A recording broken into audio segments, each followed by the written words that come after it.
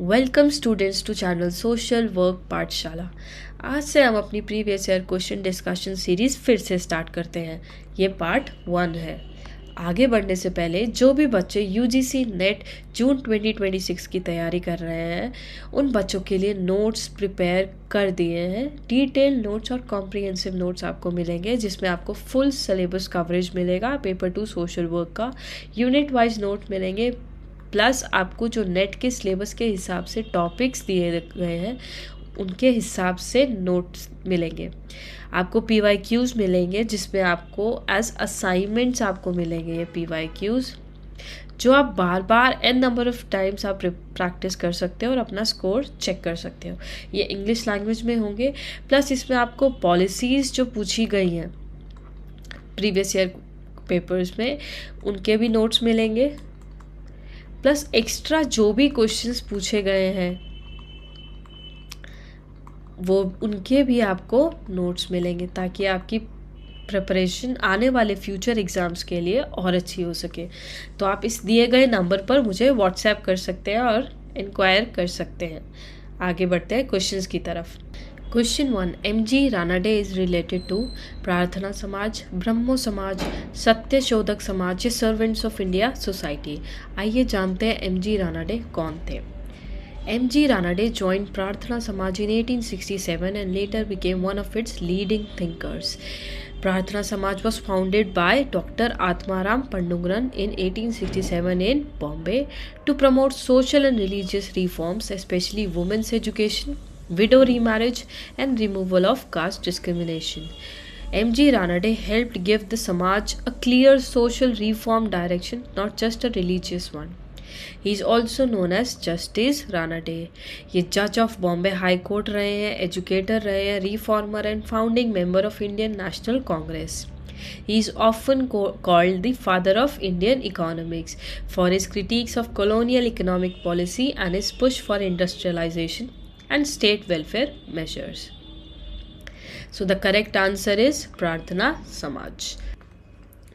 Question 2. Primitive culture is related to scheduled caste, caste, tribe या race. आइए जानते हैं कि प्रिमिटिव कल्चर क्या होता है और इन सब में डिफरेंस भी जानते हैं कि कास्ट क्या है, ट्राइब क्या है और रेस क्या है। प्रिमिटिव कल्चर एक प्राचीन कल्चर है जिसमें कोई एक छोटी पॉपुलेशंस होती थी, टेक्नोलॉजी नहीं होती थी, कोई रिटन लैंग्वेज नहीं होती थी और हाई आइसोलेशन में ये लोग रहते थे। These group often focus on kinship, oral tradition and frequently characterized by subsistence strategies like hunting, gathering में ही और simple horticulture पर ही ये लोग निर्धारित थे और इसी से अपना रहन सहन करते थे। इनकी कोई टेक्नोलॉजी नहीं थी। तो ऐसे ग्रुप्स को हम क्या बोलते हैं? ट्राइब्स। और इन एरियाज़ को क्या बोलते हैं? ट्राइबल एरियाज़, जहाँ पर ये प्रिमिटिव कल्चर फॉलो होता है, जहाँ पर ये ऐसी मतलब टेक्नोलॉजी नहीं होती, कोई रिटन लैंग्वेज नहीं होती, वो लोग आइसोलेशन में रहते हैं। आपको आइसोलेशन से याद आया अंडमान एंड निकोबार वाला एक न्यूज़ आया था 2025 में। आपको वो याद होगा जब एक यूट्यूबर उस सेंटिनल आइलैंड में घुस गया था। तो वो एक प्रोहिबिटेड एरिया है, वो ट्राइबल एरिया है जहाँ पर वो कोई भी नहीं जा सकता है। तो वो एंटर कर गया था एंड उसको जेल हुई थी इस बात पे। तो इसका आंसर क्या है? ट्राइब। ट्राइब्स क्या होते हैं? जिनकी एक शेयर टेरिटरी होती है, किनशिप टाइज होती है, कल्चर, लैंग्वेज एंड ट्रेडिशंस वो फॉलो करते हैं, टिपिकली मेंटेनिंग क्लोजनेट, साथ साथ रहते हैं ये लोग। ये नहीं है कि आप अर्बन है, कुछ लोग अर्बन में रह रहे हैं फैमिली में, कुछ लोग रूरल में रह रहे हैं। तो ये लोग एक ही एरिया में रहते हैं, वहीं पर सब कुछ होता है इनका। Egalitarian structures with strong community autonomy, minimal rigid hierarchies that emphasise collective identity होती है। एक इनकी इंडिविजुअल स्टेटस नहीं होता, ये ट्राइब से ही जाने जाते हैं, ट्राइब के नेम से ही जाने जाते हैं। इनकी कोई इंडिविजुअल आइडेंटिटी नहीं होती, इंडिविजुअल स्टेटस नहीं होता। कास्ट क्या होता है? ये एक हेरिडिटी, एक हायरार्किकल सिस्टम है जहाँ पर आप अपर कास्ट और लोअर कास्ट और मिडिल कास्ट में एक डिफ्रेंसिएशन कर देते हैं कि अब लोअर कास्ट वाले अपर कास्ट में नहीं जा सकते। सो दिस इज़ जस्ट एक सिस्टम ऑफ मतलब जहाँ पे आप सोशल रैंक दे देते हैं, occupations and marriage are rigidly determined by birth and forcing strict endogamy, limited social, कोई मोबिलिटी नहीं होती, लोअर कास्ट वाला अपर कास्ट में नहीं जा सकता, शादी नहीं कर सकते, एंड रैंक स्ट्रैटिफिकेशन। रेस क्या होता है? क्लासिफिकेशन होता है primarily based on physical traits such as skin colour, blacks, whites and all, facial features के हिसाब से, तो ये रेस कहता है। So the correct answer for the question is tribe. Question 3, who established Mahatma Gandhi Chitrakoot Gramodaya Vishwavidyalaya? Mahatma Gandhi, Nanaji Deshmukh, Savitribai Phule, Jawaharlal Nehru. पहले जानते हैं कि महात्मा गांधी चित्रकूट ग्रामो विश्वविद्यालय किस पर्पस के लिए एस्टैब्लिश किया गया था।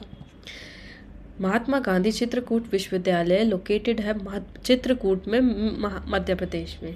ये इंडिया की फर्स्ट रूरल यूनिवर्सिटी है, establish with a vision of empowering rural communities through education, innovation and sustainable development. ये 1991 में किसने फाउंड किया था? सोशल रिफॉर्मर भारत रत्न नानाजी देशमुख ने, with the corporation of Madhya Pradesh government. The university was established as Chitrakoot Gramodaya Vishwavidyalaya under the Chitrakoot Gramodaya विश्वविद्यालय अधिनियम। ये सबसे पहले इसका नाम चित्रकूट ग्रामोदय विश्वविद्यालय था 1991 में। The name was change to Mahatma Gandhi Gramodaya Vishwavidyalaya 1995 through the amendment. संशोधन हुआ था, उसके बाद उसका नाम महात्मा गांधी ग्रामोदय विश्वविद्यालय 1995 में पड़ गया था। फिर naming the university after Mahatma Gandhi. Finally, it received its current name in 1997 under the Mahatma Gandhi Gramoday Vishwavidyalaya Sanshodhan Adhiniyam 1997, which restored the name Chitrakoot to the title of university. So the correct answer is Nanaji Deshmukh. Question 4, conscientization approach in community organization is provide of services, praxis, organizing people at mass level या understanding community for research. conscientization क्या होता है? जब आप aware होते हैं किसी चीज़ के लिए और उस चीज़ के लिए act करते हैं, इस approach को बोलते हैं conscientization। मतलब आपको पता है कि ये चीज़ गलत है, ये एक social issue है, ये एक गलत है, और उस चीज़ के लिए आप एक्ट करते हैं। इसका आंसर है प्रैक्सिस। जानते हैं ये प्रैक्सिस क्या होता है?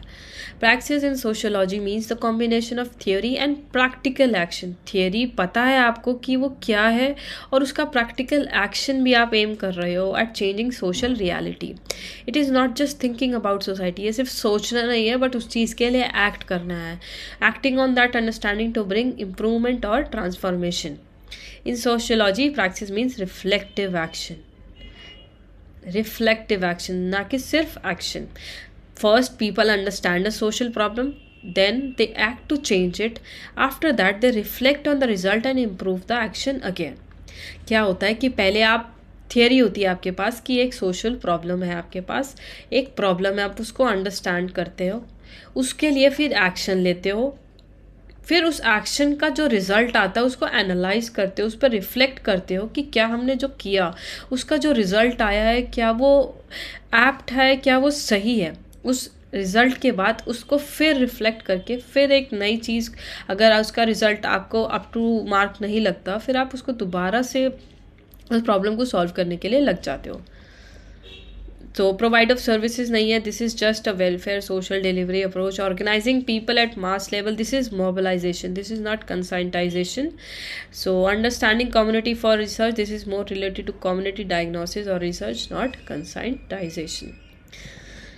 So the correct answer is praxis. Question 5. The Convention on Elimination of All Forms of Discrimination Against Women was adopted by the United Nations General Assembly in year 1995, 1998, 1980 या 1984. आइए जानते हैं CEDAW क्या है। CEDAW क्या है? Convention on Elimination of All Forms of Discrimination Against Women। ये adopt कब हुआ था? 18 दिसंबर 1979 में by United Nations General Assembly. It entered into force as an international treaty on 3rd September 1981. ये अडॉप्ट हुआ था 18 दिसंबर 1979। और ये फोर्स में कब आ गया था? 3 सितंबर 1981। आफ्टर द 20 कंट्रीज़ ने जब इसको रेटिफाई कर दिया था तो ये फोर्स में आ गया था, बट 1989 तक इसमें 100 कंट्रीज़ इसको रेटिफाई कर चुकी थी। सो इस क्वेश्चन में अगर हम देखें तो यहाँ पे पूछा गया अडॉप्ट कब करा गया था, तो अडॉप्ट किया गया था 1979। This is the correct answer, but इसमें ये ऑप्शन ही नहीं है, तो आई गेस ये ड्रॉप हुआ होगा पेपर में। सो the correct answer is 1979। Question 6. 2030 Agenda for Sustainable Development is attributed to UNDP, UNO, FAO या WHO? The correct answer is UNO. आइए जानते हैं क्या था ये। On 25 September, the United Nations General Assembly, UNO, unanimously adopted the resolution transforming our world, the 2030 Agenda for Sustainable Development. This historic document lays out 17 sustainable development goals which aim to mobilize global efforts to end poverty, foster peace, safeguard the rights and dignity of all people and protect the planet.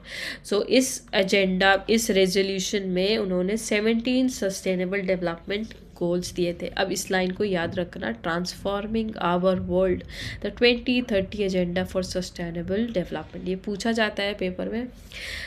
ये extra knowledge के लिए है कि ये resolution begins with a declaration that states, ये beginning lines है उस resolution की, आप पढ़ सकते हैं, ये एक्स्ट्रा नॉलेज के लिए है। Question 7. The oldest trade union in India is AITUC, INTUC, BMS या CITU? The correct answer is AITUC. अब AITUC क्या है? AITUC refers to All India Trade Union Congress. ये first central trade union of India है। ये किसके द्वारा found की गई थी? Lala Lajpat in 1920 in Bombay to facilitate the socio-economic welfare of working class.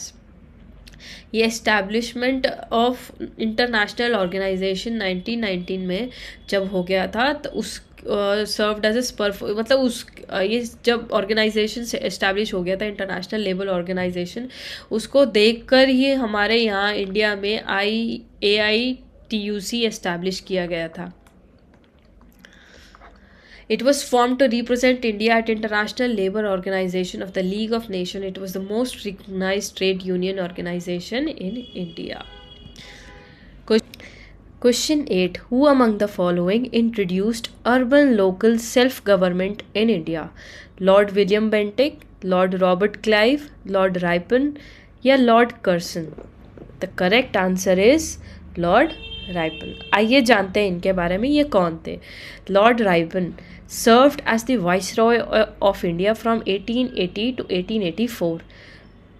Lord Ripon, as a representative of British monarchy, introduced several significant reforms during his tenure, such as Factory Act of 1881 and the Hunter Commission of Education 1882. In 1882, Ripon introduced local self-government, decentralizing power through elected municipal boards and district committees. This reform boosted Indian participation in governance and earned him the title of Father of Local Self-Government in India. Question 9. Dash is a method of social work used for mobilizing masses in order to bring about structural changes in social system to prevent adverse changes. क्या कह रहा है question? Dash is a method of social work used for mobilising masses in order to bring about structural changes. पूरा structure इस change की बात कर रहे हैं, मोबिलाइज करने की बात कर रहे हैं in social system to prevent adverse changes. Social movement, social action, community organisation, PRA and RRA. The correct answer is social action. In social work, social action means mobilizing people on a mass level to bring structural changes in social system and to prevent harmful changes. It focuses on collective effort, protest, advocacy and change in social policies or institutions. Question 9. So the correct answer is social action. Question 10. In 2011, Dash has passed its first resolution regarding LGBT rights. American Senate UN human rights council, world health organisation या human rights council? The correct answer is human rights council. That's all for today. अगर आपको notes चाहिए तो आप मुझे WhatsApp कर सकते हैं इस नंबर पर, इस नंबर को नोट कर लीजिए। और कोई भी अगर प्रॉब्लम हो तो आप मुझसे पूछ सकते हैं। Thank you.